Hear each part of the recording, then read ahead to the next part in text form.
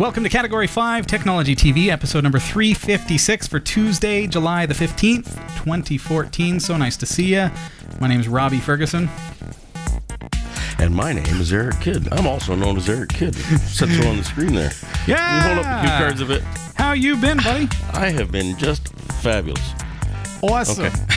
Hey, listen, tonight we are going to, we've got a full mailbag, and this happens when we get so many questions we just don't know what to do with ourselves, but do a viewer question extravaganza. So if you've sent in a question, you want your answers, make sure you stick around. We are going to go through, and it's a lot of fun because not only is there the witty banter between the hosts. However, banter. We also, you never know what the topic of the show is going to be. I don't even know yet because Eric hasn't read the questions. So I see a box of chocolates over there. We could talk about. We could get those. Get into those. No, they're a little far away. Yeah, that was poor planning. What's coming up? Hey, I'll tell you what's coming up in the newsroom. I got my way cool glasses. Check this out. Okay, I probably don't need the lights down here. Okay. Well, here's what's coming up. Can I call you Elton? All right. Trading of Sync Technology shares has been halted by U.S. authorities. It's not a Raspberry Pi 2, but Model B Plus released Monday includes 2 new USB ports, a move to micro SD, and better power management. BBC Worldwide appeals to fans of Doctor Who not to watch footage that has been leaked online. And last but not least, Linux support arrives for Chrome Remote Desktop. These stories are coming up later in the show, so stick around. Nice, yeah, don't go anywhere, because this hour is going to be more fun than an extra hour in the ball pit. This is Category 5 Technology TV. Starring Sasha Dermatis,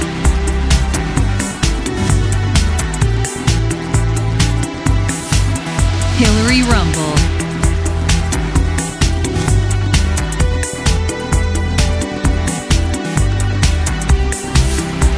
Krista Wells,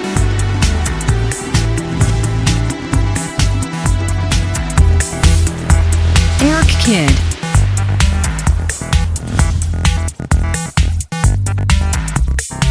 and your host, Robbie Ferguson.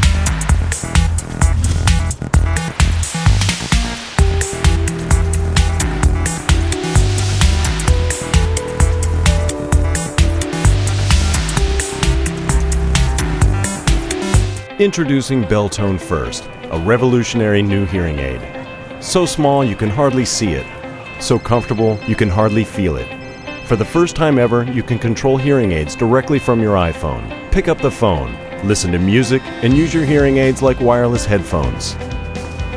Hear everything that matters. Try Belltone First.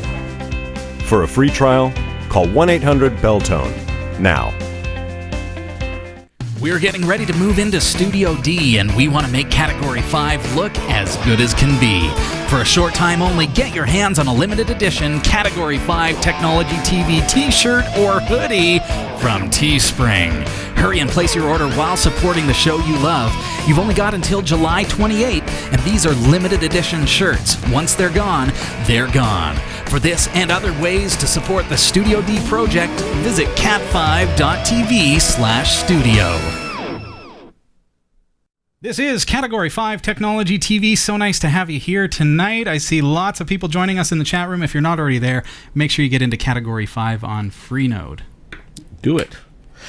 All right, Category5.tv is a member of the Tech Podcast Network. If it's tech, it's here. cat5.tv/TPN, and the International Association of Internet Broadcasters, cat5.tv/IAIB.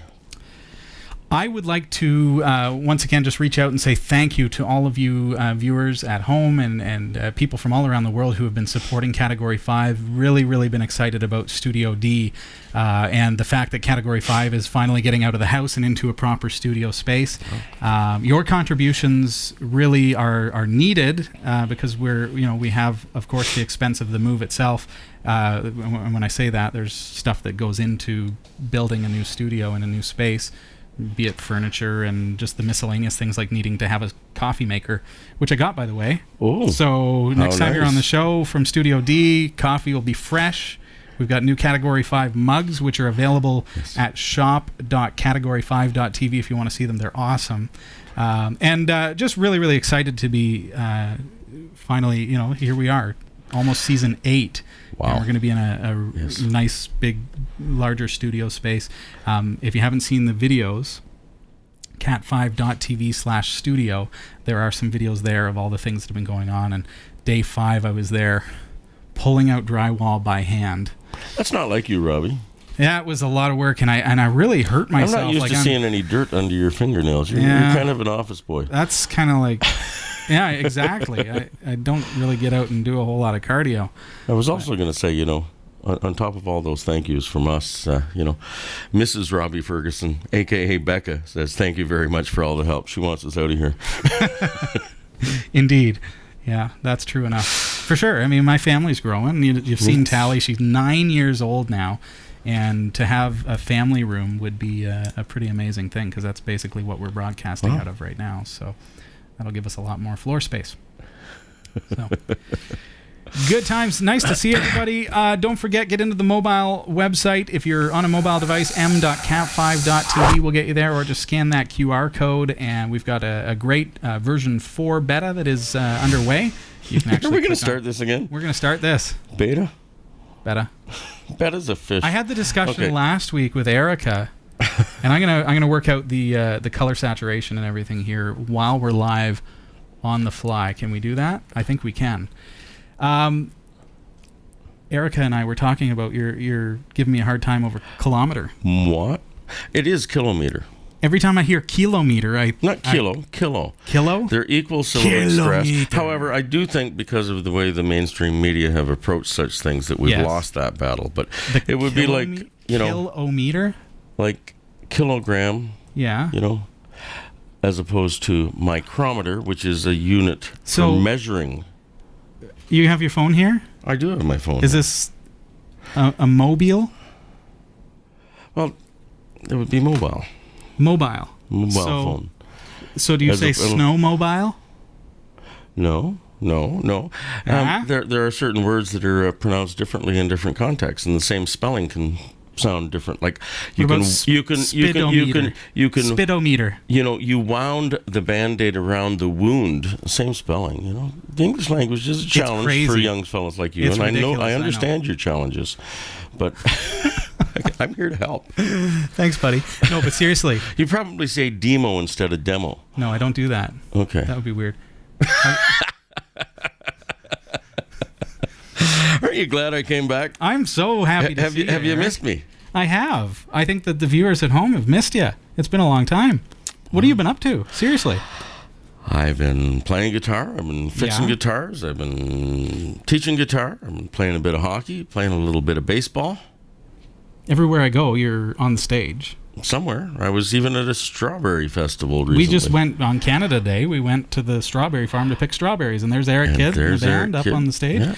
It was nice having male harmony vocals. Your bass player was. Oh, Steve, my good buddy Steve Ayers was there, playing all the low notes and singing all the high ones. He's a great singer. That was a nice touch. It was nice to come and see you play. So.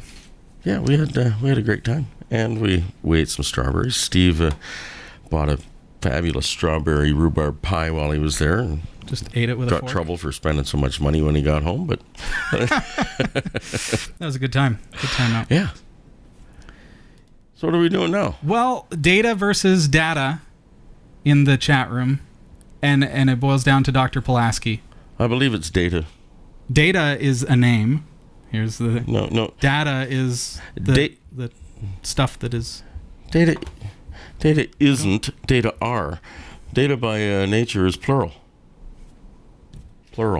Data, yeah. Datum or datum is one little bit of data. You just said datum or datum. Yeah. So either are correct. I'd probably let you away with data. Database. Just by common usage. I'd go with that. Yeah. Yeah. All right. But so then kilometer.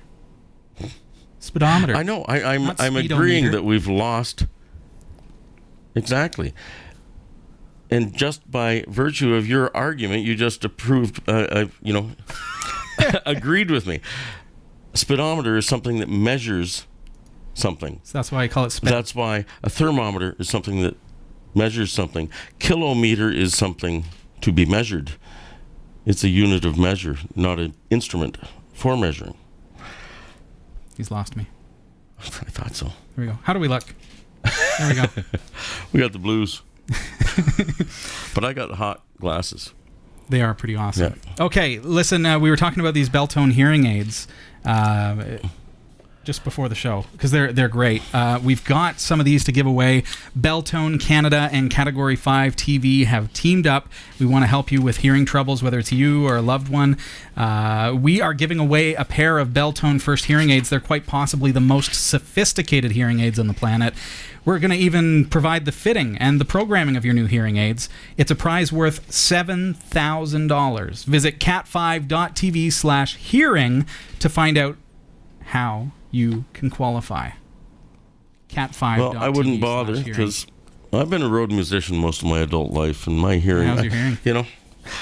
Pardon? How's it? Actually, I seriously, I do an awful lot of that, but I'm not quite willing to try a hearing aid because I think it may change the way things sound on stage. I don't know. I've never tried such a thing, but I do find myself going, huh? Pardon? An awful lot. An awful lot. Gotcha. That's starting to kick in, is it? It's annoying. Many of the folks around me. Are those grays? Hey, easy. It's a lot of grays. That's just on the side. The beard I shaved off. I'm looking at the side. Yeah, this looks nice. You look 10 years younger. How's that? Wow. We have a ton of your questions to get through. I think maybe if we get started on that, and we'll just kind of play the show by ear and have a fun time. Nice to see people in the chat room. As I mentioned, let's give a couple name drops. I see Mr. Naturopathy. Nice to see you, sir. Senor Wenceslas. And Kyoshi Ninja. Great to see you. Tennessee Frank. Jot. And J-Lem. Whiskey Zero. Greets. From over here in Canada. Good to see you. Over here in Canada. DJ Quad. And Cool Dude. Cool Dude. Mm-hmm. So where would you like me to start, Robbie Ferguson? Start randomly. Start right here at the bottom. All right. Okay. Here is a question from Acetone. I've got a question or comment. Okay. Question.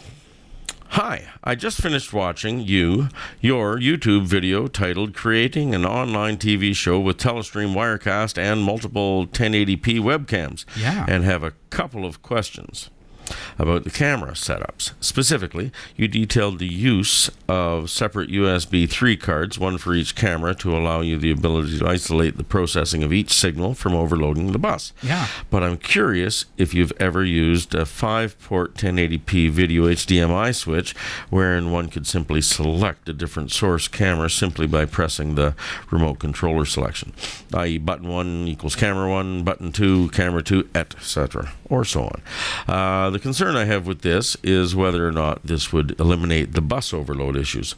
Hopefully seeing the HDMI switch only as a single video source / feed. Any thoughts? Did you try this previously?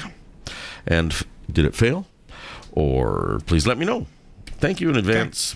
Okay. KR Jason A. KR Jason A. All this talk about switches. That's a useless box. Oh. Flip the switch. That's very nice. Just a second here. Let me see that again. That is a useless box. Anyways, okay. Here's my thinking about this. You've got, and it's a fabulous idea. I know, because I had the same thought way back in the day. Oh, no.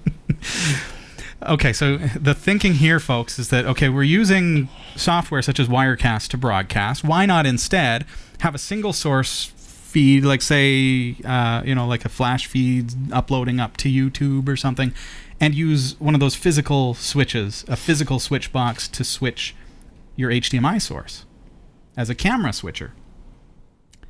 There are a couple of problems with that. Now, first of all, of course, there's the fact that if you've got 5 inputs, if it's a physical toggle switch, you've probably got to go 1, 2, 3, 4, 1, 2, 3, 4. If it's not physical, it's going to be digital, and usually it cycles through from A to D, right? So A, B, C, D, E, whatever. and you push that, and it's going to go to the next one, and the next one, and the next one.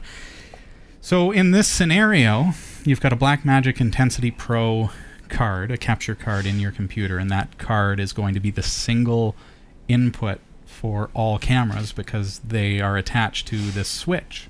That's the hypothesis. That sounds good. And he pronounced it correctly.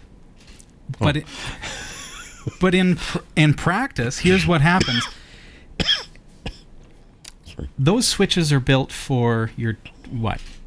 Your computer? No. HDMI switch. Any guesses? For your TV, so you can switch inputs. And I bet you there's a bit of time between. A bit of time. Bit of time. And now over to you. And what does a bit of time do? Because with a computer input, HDMI is not hot swappable, right? You can't safely hot swap a cable because what does Microsoft Windows do? If you're broadcasting from Windows, blue screen of death, right? And you know what that is? You do. Unfortunate. Very unfortunate. It takes me back to Windows 98. So with those switches, unfortunately, as it moves from camera to camera, it may work the first couple times, and then suddenly Windows crashes. Because basically what you're doing is you're hot swapping the HDMI cable. Because it's built for a TV, it doesn't always have an active signal. So basically the signal dies as it switches. There are HDMI switches which have an active signal so that it's always sending a signal to the TV, or in this case a Blackmagic Intensity Pro input. But they're going to be much more expensive, and it's hard to really, determine before you buy it whether or not it's going to work. I think that if you just need to switch cameras once in a while, that's okay. Here, hey Eric, how you doing?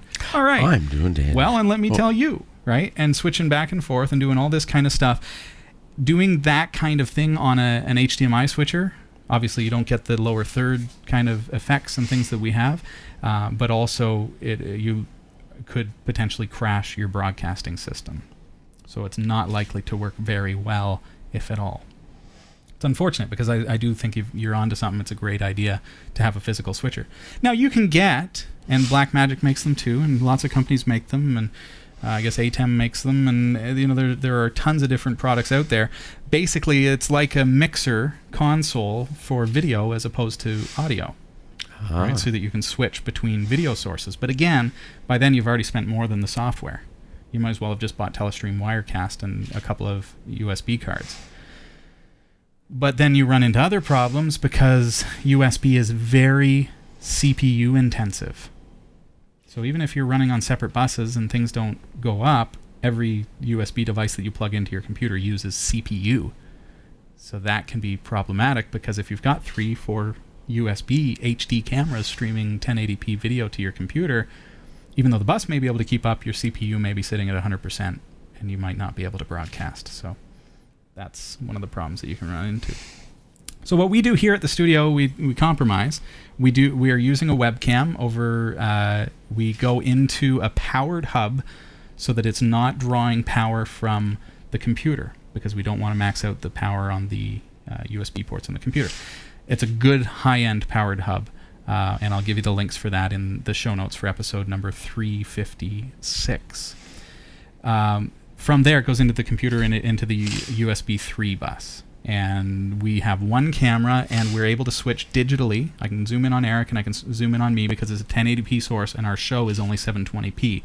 So I can do that without losing any quality on the video itself. So that's how we manage right now, but we will eventually be switching over completely to either HDMI or ideally BNC would be the way to go, because then you can get longer lengths without, again, that problem where HDMI drops the signal and your computer crashes. I hate when that happens. Yes. Hello, Popey! Is that Popey? Yeah. That was Popeye without an E on the end. Yeah, I'm going to call him Popeye. See if he likes it. See how that goes for me. All right. He doesn't know where I live. I'll post that in the chat show notes. You sound like you're dying over there. It's been a rough. Down with it? It's been a rough couple of days. Yeah. Poor guy. Hope that helps. Yeah. Thanks for the question. You did this on purpose, didn't you? I did. What is it? Because I've been hassling you about pronunciation. Yeah. Or you probably say pronunciation. I don't know. Pronunciation? Okay, good. Is this Manjaro, or how do I pronounce that? Or is that Manjaro? That sounds right. I've been saying Manjaro. Oh. How is it said, folks? It looks like a Manjaro. Yeah, it could be. But then I don't know how XFC. But then you're going to say it's not Jot, it's Yacht. And then, well, no, he corrected me. He corrected me once. It is Jot. Wonderful. But I learned. That's another point for Robbie. But Robbie doesn't. He'll be saying beta till the show's into episode 8025. Because beta to me is an old VCR from the 80s. Okay. So anyway, we have a question here from good old Tennessee Frank. All right. Hey, Tennessee Frank. Yes, who is apparently quite a Windows 98 fan. Kyoshi Ninja remembers OS2 Warp. Okay. And he's hassling me about no beard. Yeah, I can't blame him for that. I wanted to see, how handsome I was underneath all that fuzz. That hockey stick scar is still looking kind of nasty, eh? That was a hockey stick. Okay, here's a viewer question from young Tennessee Frank. I wonder where he lives. Running Manjaro, is that Office? And GNOME with both using kernel 3.12. So you said running Manjaro. Jot's got it says Manjaro is Kilimanjaro. Okay. The mountain. Oh. So Manjaro. Kilimanjaro. Thank you, Jot. Okay, continue. Now we know. He can be taught. Oh, and a big thank you to Angela for the use of these fine glasses. You don't say those are a woman's glasses. Oh, I wouldn't say that out loud, but that's where I got them.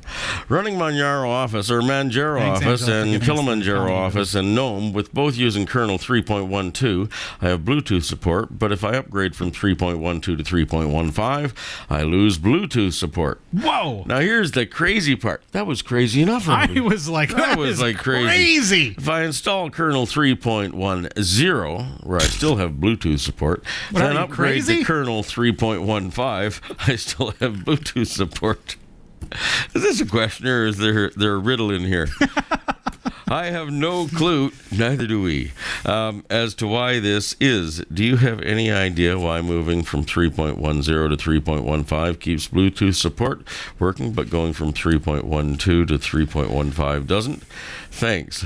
Your old pard, as in partner, Tennessee Frank. No idea. Couldn't follow all those numbers. Isn't 3.15 like a testing unstable kernel? Oh, it's a beta version. It's a beta. Beta. Well, it's not better than the last one. Oh, is it beta? Do they make betas? No, it's like a testing. It's not stable, right? So I suppose you could run into odd little issues. I'm absolutely unstable. But without actually sitting there and troubleshooting it, I will just simply say, hey, I'm glad that you found a workaround by installing 3.10. And we'll pass that along to other folks. Revert back to 3.10 before you go up to 3.15. And then it seems to work, but that is weird. Also, well, I guess that's all I would say on that. Could just be the fact that it's a testing kernel, and I tend to stay within the branch of the stable kernel, so I don't run into a lot of problems like that, and so maybe that's a part of it. Sometimes when you get into the testing stuff, if you're running if you're running Debian SID, then you're going to run into problems, plain and simple. But they're going to probably self-resolve themselves. Why that has occurred? It's got to have something to do with modules that are active or not active in the 3.12 or 3.13 kernel, whatever version. Yeah, 3.12. Went to 3.15, lost Bluetooth. So there must be went back to 3.10, went to 3.15. That was disabled in that kernel, moving up to, or something along those lines. There could be a kernel of truth to that. I heard something about it being crazy, and that's right. Okay, we have a question from M. Lewis. I was talking with Jot in the chat room. Well, there's your mistake right there on how to turn off Wi-Fi with Zorin OS. OS. Well, Did you put OC? yeah. Yeah. Meant Zorin OS. Okay. And anyway, Jot said task you. So I want to turn off Wi-Fi on my laptop and use Zorin and key on keyboard F2 and function key. Turn Wi-Fi off on Windows. How do I do this? As I need to get internet from cable, as Wi-Fi is no good here. Too much interference from other uses. I use some main adapters to plug in main internet from cable and plug the other adapters in another room and plug internet cable from that device to the computer. I need to turn Wi-Fi off to test, then use that to get the internet in this room as okay. So and his wife has is blind and doesn't want to be tripping over cables, so that makes sense. That really makes a lot of sense. That's an odd one, though. Like, I can't imagine not being able to get a fairly decent Wi-Fi signal unless your Wi-Fi channels are just absolutely saturated. But have you tried things like changing the channel in the Wi-Fi router, for example, rather than using auto? Find one that's not in use, maybe in the higher end, like 7, 8, 9, 10, 11 kind of range, and see if that gives you a better signal, just in case somebody's phone is conflicting or something like that. As far as getting your cable to work, it didn't make a mention of the brand or model of the laptop, eh? So no, did not. I know HPs, for example, sometimes have a BIOS setting that will automatically turn off the Wi-Fi if you plug in an Ethernet cable, and that can be problematic if there aren't kernel drivers for that particular feature, or, silly things like that. So in which case, if you plug in the cable and reboot the computer, then it might be working on the cable, for example. But it sounds like you're just testing out Zorin OS, just figuring out how to get it up and running. If your function key isn't working, then it's quite possible that the particular kernel or even the distribution just isn't made for that computer, and that's okay. I've had problems with Zorin OS on some systems, and on other systems, it is amazing. I mean, we've got it on Sasha Dermatis' laptop, and she loves it. But I had some trouble getting some of the things set up. I saw Sasha today. Yeah. I have not seen her smiling face in a while. She's looking great. She looked happy. She'll be in next week, right? She's going to be here next week, yeah. That's looking nice. forward to seeing her, too. I think that, is there something that's holding you at Zorin OS? And I only ask that because if you're experimenting, if you're trying to find a distro, why not try a couple of different distros with a live CD so that you can test it without installing? Go through and talk to the community and see what ones that they recommend, and see what one works best with your hardware. Sometimes, unfortunately, there are proprietary things about laptops, and it happens a lot because the drivers are closed source by the manufacturer. Somebody who has access to that hardware that knows Linux fairly well could probably get it working, but as a new user to Linux, possibly, I'm not sure where your level of expertise is with Linux, but it can be very, very challenging to learn how to find which modules it is that are missing, things like that. So it takes some experimentation, and some distros, especially those that promote the fact that they come with non-free things. So I think Zorin OS is one of those. There are other distros as well, and I'll let the chat room kind of touch on that. You may have better luck with a different distro. It's possible. Don't know enough about your computer, though, to be able to tell. So. All right. We have a question here from Richie P. from Boston, Massachusetts. Hey, Richie P. Question. I found your episode number 307 on creating an ISO of my current system for installation within Linux using VirtualBox interesting. This is what I want to do. I have gone to the website and looked for show notes for 307 and the follow-up episode, but cannot find them. Where are they? Let me go to... This is just a real quick thing, rss.cat5.tv, and you mentioned 307. And you'll see that sometimes show notes say, no, the show notes are not yet available. Let's go down to 307. That's going way back. Usually I'm not that bad.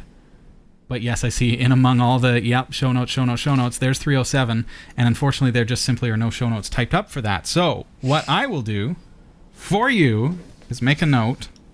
307. You'll handwrite the notes. Show notes. But if there's any particular question that you have specifically, something you're looking for, don't mind him. He's dying. If you need a break, there is a water there, but take a break. I'll take the show for just a minute. I'm okay. There's Kleenex over there and stuff, and I think you'll be all right. Would this help? Oh, a candy. Candy. I just keep them there. See just what in kind case. of candy that is. That's Ooh, it's a Halls. a Halls. Yeah, All right. that might help. I think I can try that.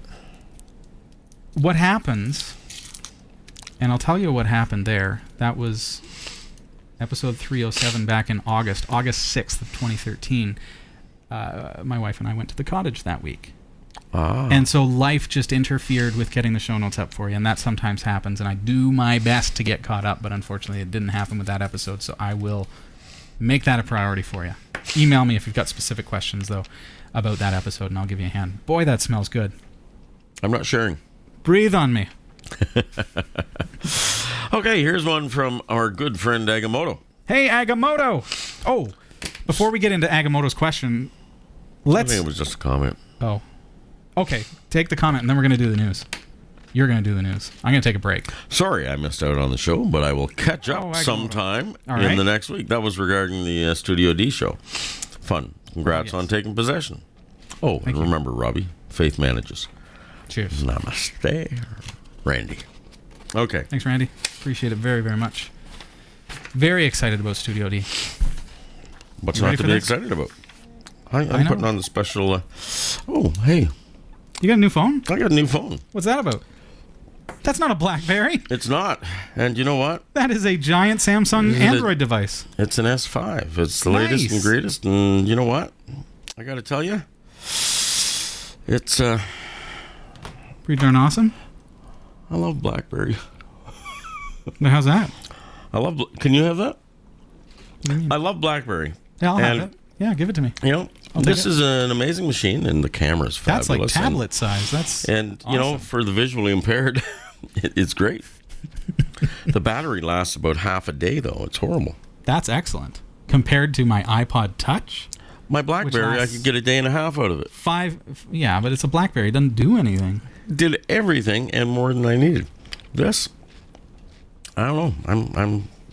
You're getting used to it. I need somebody to tell me how to, without going to grayscale screens to save my battery. Yeah, you know, they suggest, you do that? Okay, yeah, turn off your apps. Well, I bought it because it did these things, you know? Sure. You know, turn off the bright screen. Well, I need the bright screen. So, I don't know. We'll see. I will warm up to it, perhaps. Okay. Stick it on a charger. What do you think? Seriously, my iPod, I'm wearing the cool glasses. If I unplug it from the charger and check my email once, it will warn me that the battery is dying. 20% left, and then it dies. But yours isn't a week old. No, but it's only a year old. It's ridiculous. No. It's planned obsolescence is what that is. Forcing people to upgrade. It won't be an Apple device, that's for sure.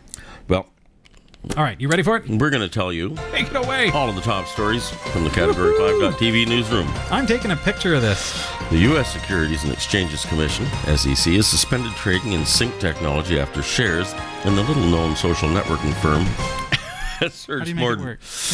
You want the lights on? Yeah, turn the lights on and continue. Actually, no, I was reading a book last night. It was great. Lying in bed, reading this Waging Heavy Peace Neil Young book, and it was kind of, I felt pretty cool. Neat. And I loved the look. I was thinking of getting a shirt and shorts to match. Oh my gosh, this is the worst show ever. Okay, so we're going back to... back to the news, of course, yes. Okay, so the U.S. Securities and Exchanges Commission has suspended trading in sync technology after shares of the little-known social networking firm surged more than 23,000% in the past month. That's a fairly large just jump. Screams something's Documents up here, folks. showed the firm, which is registered in Nevada, with an office in Belize City, Belize, had no revenue and one employee. Wow. Shares in Sync were traded in a lightly regulated over-the-counter exchange. The SEC halted trading until 24th of July. I'm getting in on that. You can't. It's too late. Oh, right. Buy low, sell high. Woo-wee. Are we having fun yet? Indeed. Okay. What is that? Well, the latest version of Raspberry Pi Linux computer, known as the Model B+, has just been released. The device went on sale today with the same $35 price tag as the Model B, but with a few additional tweaks and improvements designed to address the most frequent requests from Raspberry Pi tinkerers. Are you a tinkerer? The new edition should make Pi a more convenient and compelling platform to build upon as competition for developers of low-power devices grows. Founder of the Raspberry Pi Foundation, Eben Upton, said, "It's not Raspberry Pi 2, but rather the final evolution of the original Raspberry Pi. And so the Model B Plus board retains many of the same core elements of its predecessor, but in a more coherent design. The Model B Plus retains the ARM-based Broadcom BCM2835 chipset, the 512 meg of RAM, and the 700 megahertz low-power ARM 1176 JZ-F applications processor, but replaces the SD card in previous models with the more space-efficient micro SD, which is still placed on the left-hand side of the device. The new model also comes with rounded corners and 4 mounting holes in a rectangular arrangement. The Raspberry Pi director of hardware, James Adams, said this should make it easier to plug boards in on top of the device.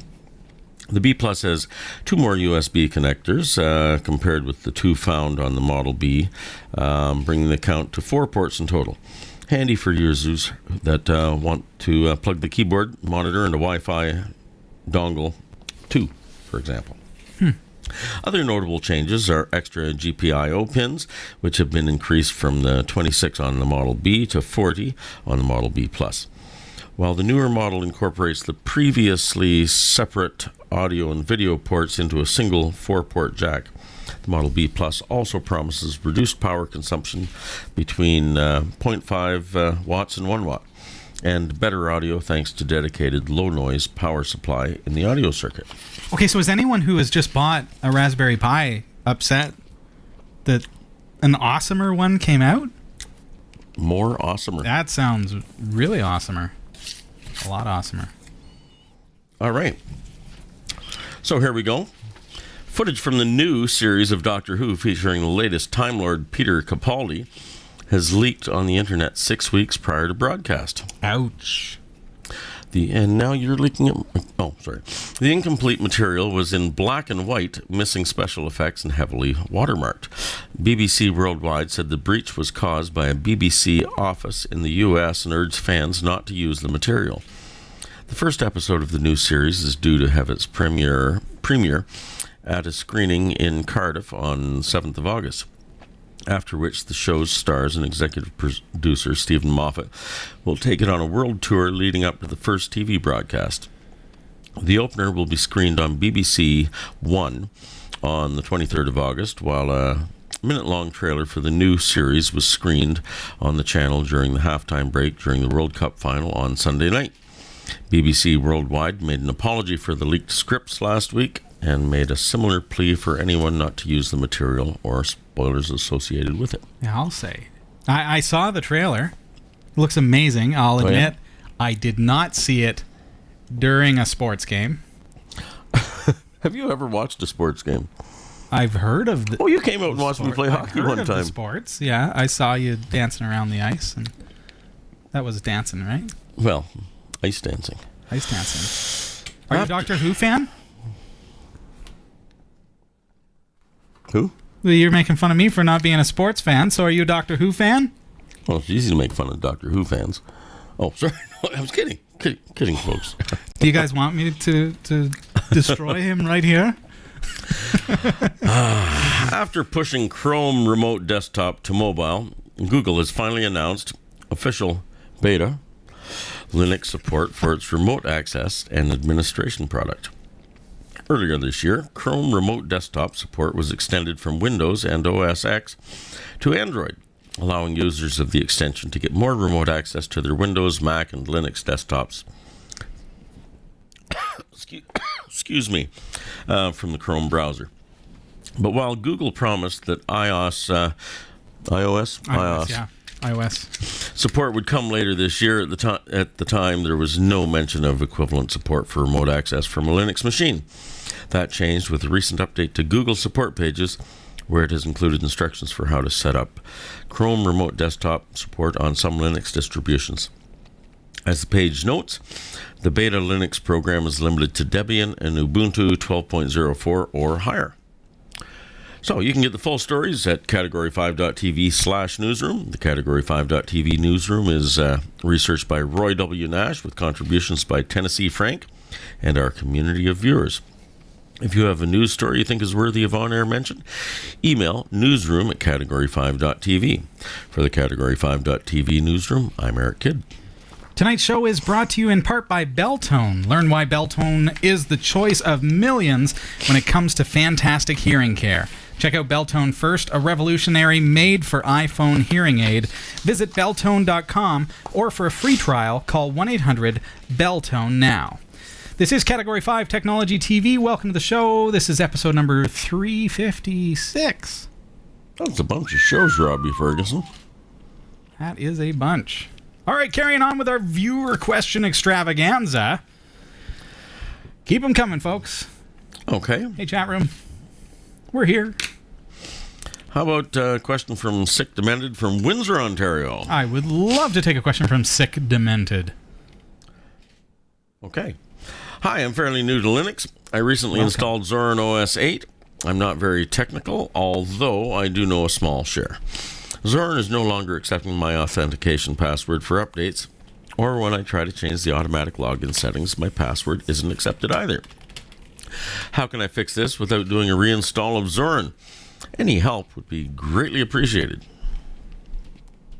Okay, so sorry, I admit, the Zen guy was giving Doctor Who fans a hard time in the chat room, and I was more focused on that. The offense that I was taking. Okay. He's got Zorin OS 8. It's not accepting authentication the password. It's not accepting his password when he's trying to do updates.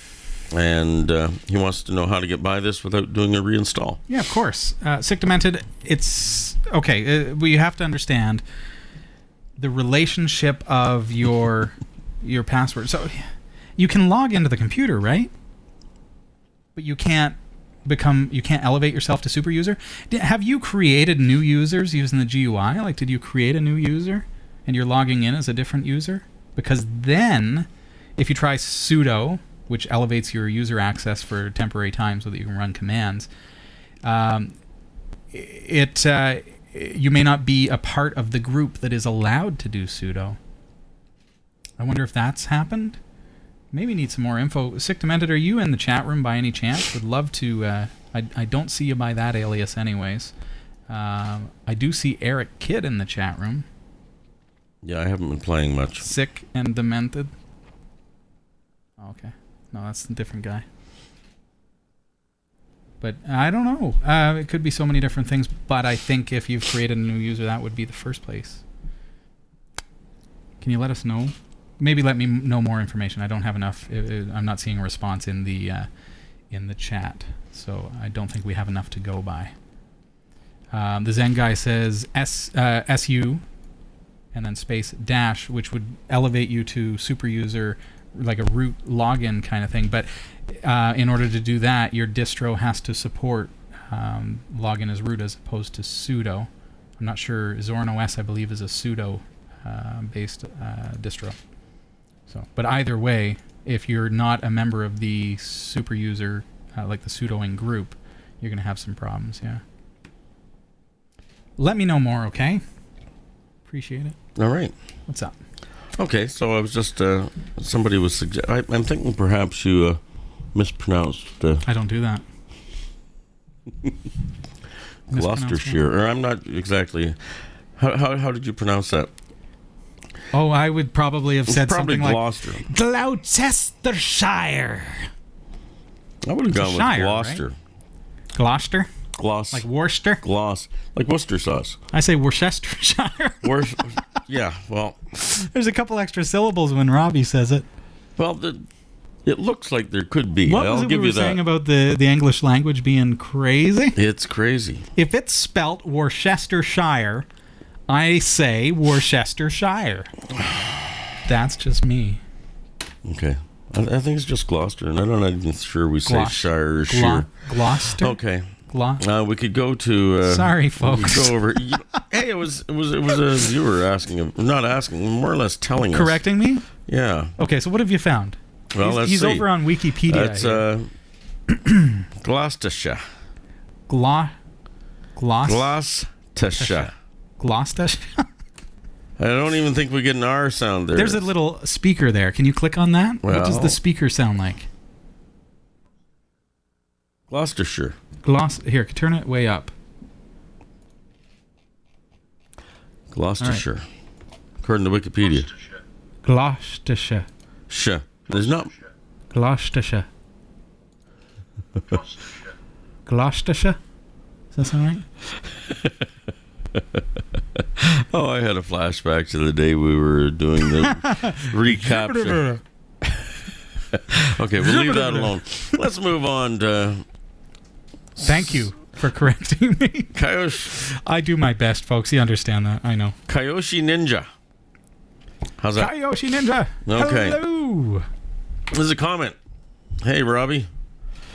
I just saw episode 351, iPhone case with 22 tools. I'm sorry I missed it live because you read my postcard from Perth, Australia. Nice. During the show. Yay! Of course, I missed the show because I was traveling for work. Boo. As always, another great show. Anyway. Cheers. I wanted to provide... More. Some additional info on my experience with OpenERP. Does that say 13 pages? Okay, OpenERP. Yeah, I remember, yeah. Okay, which, as you discovered on the show, just recently changed the name to Odoo. Odoo. So are you folks interested in an ERP solution? Because OpenERP or Odoo sounds like a good place to start. This looks like a big... this is a book. I might have to read a whole tome here. Summarize here, Kyoshi Ninja. Summary at the beginning of the email. This might be something that we can post. Yeah. So anyway, I wanted to provide some additional information. Okay, so he's doing that. Although, as you pointed out, I'm not probably reading all of this, Robbie. Dude, if you could see how long this email is. Hey, Kyoshi Ninja. Kyoshi. Ninja. Kyoshi Ninja. I said nin. And we both said Kyoshi. Ninja. Yeah, okay. So Kyoshi anyway, Ninja. Yes, so perhaps if you could more corrections, give us the Reader's Digest version of that, we'll post the... Well, Odoo is what was OpenERP, and if you're looking for a very robust open source solution, there is a free version for you, the community edition, I guess, of the Odoo software. So do a quick search for it. Check it out. And I guess what I'll have to do is post for those of you who are interested, I'll post a text version of that email, sans the email, private information, and let you see what Kyoshi Ninja was talking about. Well, young Tennessee Frank from Crossville, Tennessee says, "Howdy." He didn't say howdy. He said, "Hey, Robbie." Yeah. And see, he's being Canadian. I'm being Tennessean. Hey, Robbie and crew. Had a question about blocking stuff on Google Plus that I just don't want to see. Where can I go filter out stuff? I think that was where can I go to filter out stuff that I'm just not interested in. I've looked around but just can't find what I'm looking for, and maybe they're calling it something that just doesn't ring a bell. Anyway, thanks for all the great shows. See ya in chat Tuesday night. I'm waving at the chat room. Your old pard, Tennessee Frank. Okay, so Tennessee Frank is on Google Plus, getting a stream of crazy posts from all these people that are in his circles, and it's just a mess of info. So we think about like Facebook. Facebook, you can click on a post and you can say, I don't want to see this. And they'll say, why don't you want to see this? And you say, because this is annoying. All your goofy friends from sending your request to play Candy Crush or something. You say ignore requests from Candy Crush. Okay. But in this, if you're used to Facebook, Tennessee Frank, you know that there's the way to, hi, I don't want to see this, is what they call it. That's the feature. And why don't you? And then it will disappear from your timeline. You never see any posts about it again. Google Plus doesn't work like that. It uses circles. And a circle is, think of a circle of friends, right? Yeah. So if I create a circle called friends and I put all of my friends in there, I'm going to have a ton of junk because everything that those friends say are going to be displayed when I'm looking at my, my dash or whatever you call it on Google Plus. That's my circle, right? So instead, I break it down into close friends, family, and make it a little more specific, and then you're not going to get as much of the bombardment of stuff that's irrelevant to you. And then you can kind of filter through it that way. Google Plus is a hard one to follow because they're constantly changing and evolving the service, and when they do, they usually break stuff that used to work. I despise that. Drives me nuts. Seriously. The fact that I am stuck with a whole bunch of Google Plus accounts because they decided to integrate it directly into YouTube, and now I can't migrate all my YouTube channels together, I have to have separate Google Plus accounts, drives me nuts. That's just one of the things that they do, and so it's hard to keep up, and so truth be told, I'm not a big Google Plus fan. I use it, but that's mainly for the benefit of the viewers than for my own use. But hopefully creating more specific circles will help you out. All right. And here's one from Cliff H. Hey, Cliff. How do you remove previous versions of Ubuntu, leaving Windows as is? And did you get your package yet? That's the package. That is a useless box. That is absolutely useless and yet strangely entertaining. That's from solarbotics.com. Think Geek, I think, sells those. So, Cliff H, thank you for the useless box. It's a real treat. My kids love it. My little boy, who's 3, is so tickled pink that he figured out to do this. Now what happens? Oh. Oh, that's way better. That's what he figured out, and he gets a kick out of it every time. But couldn't we wire it so, opens up, pours a little shot of scotch, closes it back up again? Like hack the useless box, but then it would be useful. Okay. I wouldn't mind putting a little kitten mitten on the hand that comes out. That would be kind of cute, like a paw.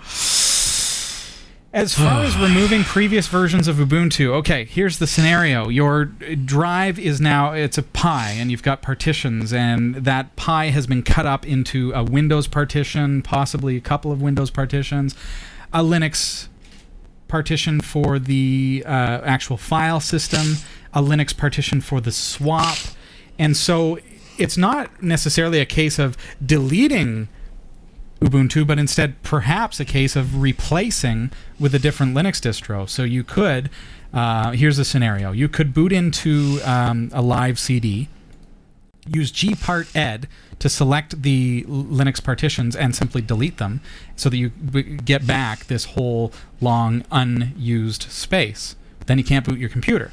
Okay? So then, with that unused space that you've now freed up by deleting the swap partition and the Linux partition itself, which would be mounted to /, or maybe you've got a home partition or a var partition, that's possible too. Once you've deleted those, you've got the unused space. Then, go through the installer for another distro and install into unused disk space. Then, when it prompts you to reinstall grub, you say yes, and it will detect the Windows partition, and then you will once again have a bootable system, and you'll be able to boot either Windows or the new version of Linux that you have installed. If I can say one final thing as you're doing this, of course it goes without saying, but I'm going to say it anyways, make sure that everything that's on that computer is backed up. Preferably, here's what I would do, is I would use Clonezilla to create a clone image of the entire computer first, so that if, for some reason, whoops, I accidentally deleted one of the Windows partitions and now I can't get Windows back, then you can revert back and you can start over again and you've lost absolutely nothing but your time. So that's what I would do, is a Clonezilla image. If you can't do that, if you don't have, say, the space to hold the image, then I would at least back up your personal files so that if all went bad, you'd still have your files and you wouldn't have lost anything. Very, very important. So, good luck and let us know. Okay. Have another question from Sean. How many more can we get in here? Okay. This is from Sean. That was for Tennessee Frank, by the way. Oh, yes, it was.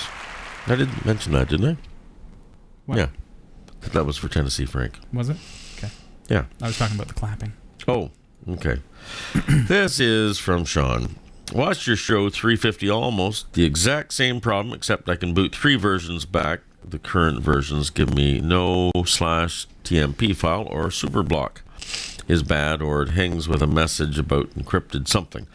I only see that because of the splash page goes away when I hit the escape key. Currently, so I'm going to go back. I'm going to just back up to, episode 350. What on earth are we talking about? Fix a broken Linux with chroot. Okay, that was when Hillary was here. Episode 350. Excellent episode. I recommend that you watch it. A lot of fun for geeks. Okay, so what's going on? Currently, I am Ubuntu 14.4 with XFCE. Okay. XFC. Yeah, what he said. I grabbed my home directory and packages from Synaptic. Yeah. Teared the home directory after deleting the trash and learning how not to tar my Dropbox folder, which is under Home, Sean, etc. Everything is safely on a thumb drive. I also got the Synaptic script to load all installed programs back in.